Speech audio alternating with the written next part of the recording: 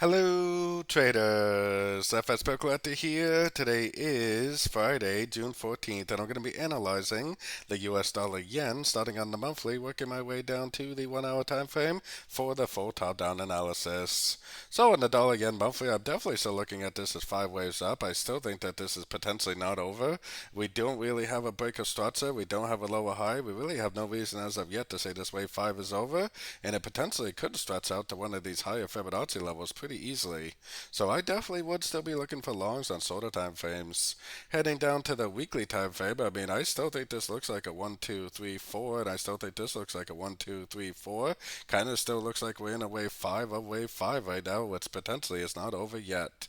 Going down to the daily time frame, we had yen news last night, and once again, buying the dip on the yen has been an amazing strategy, just like it's been for basically 4 years now.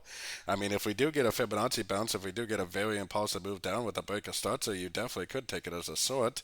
But until that happens, I would be bullish, and I still think there's a good chance that it will go up, maybe even take out the previous highs. So taking it down to the 4 hour time frame. On the 4 hour time frame, it is kind of going down right now, but unless it goes down and really starts breaking some structure, I would be very bullish. I would be definitely buying every dip I see on the yen pairs.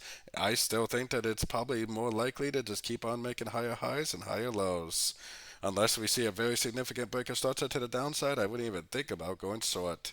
So going down to the 1 hour time frame, I would definitely be looking at this move down as potentially another correction. If it makes some sort of a three-way pullback, if it makes some sort of an impulsive move up, then I would definitely go long again for the continuation of the uptrend, pretty much like I've been doing for basically months and years on these yen pairs. Looking for 1, 2, 3 waves down, go long.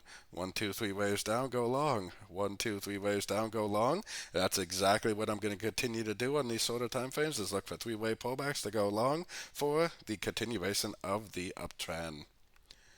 So don't forget to join my free Discord channel, which is linked down here in the corner, and don't forget to check out my website if you'd like to get access to my daily live Zoom meetings and my swing trade setups. As always, thank you and happy trading.